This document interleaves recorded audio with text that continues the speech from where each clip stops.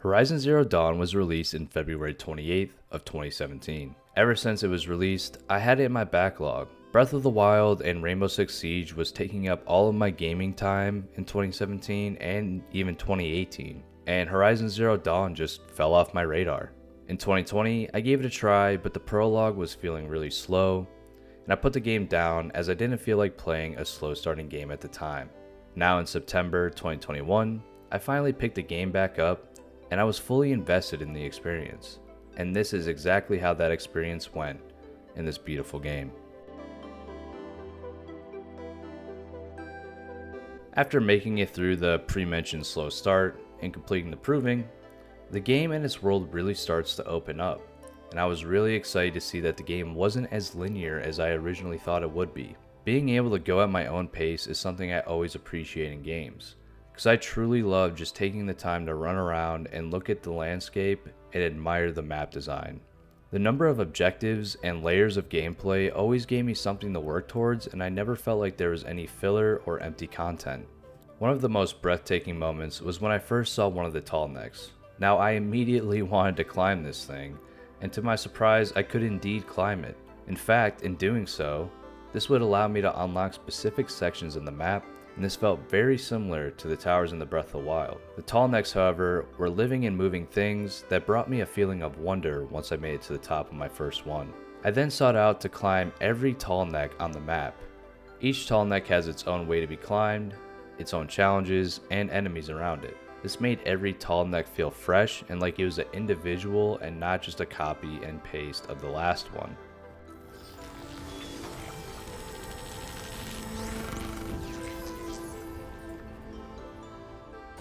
As in every game, I immediately want to get the best armor.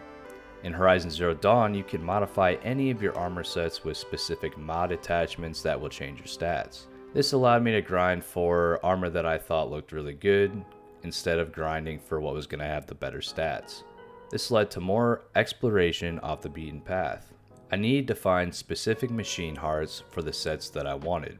I had a lot of fun trying to find and hunt down these machines. This gave me a lot of sense of accomplishment and allowed me to explore a lot of the map that I probably wouldn't have done just going through the story. The style of the armor sets matched the different regions of the map, and this made the world feel that much bigger, and it felt like it gave me something more to grind for later if I wanted. The amazing exploration of Horizon Zero Dawn is matched with a captivating story. Going into the game, I knew it was a post-apocalyptic world. And just like Aloy, the main character, I had so many questions about how the world ended up the way it did. I wanted to learn these secrets about the machines and how they got there and what their purpose was. This made me feel a strong connection with Aloy as a character. Unlike other games, I didn't feel like I was Aloy. Instead, I felt like I was joining her on her adventure for the truth. The rate at which we learned more information was definitely rewarding and kept me engaged and always ready to learn more about what happened. Climbing through the metal ruins of the old ones to find information was a different kind of exploration that I wasn't expecting. It was a much more relaxing kind of exploration opposed to always fighting machines along the way on the outside. Unraveling the mystery of the old ones can only be compared to how I felt reading a really good book or binge watching an amazing show. The story had a lot of emotion and was told in a way that kept both Aloy and the player on the same page and produced the same questions between the two. Aloy has some of the best character development that I have seen in a single game. A lot of characters take several games to have good development, but Aloy, all she needed was one. She has always been motivated by learning the truth, and this has allowed her to grow stronger and smarter than all the other characters.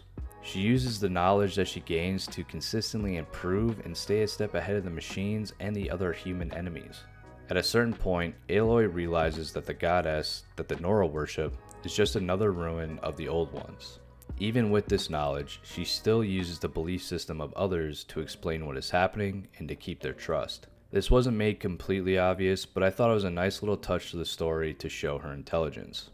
Instead of trying to convince everybody that this metal door wasn't a goddess and it was just something that the past humans created, she decided to go along with it just so it'd be easier for the other people to rally behind her in defeating the enemy. I think Aloy is one of the most memorable characters in gaming.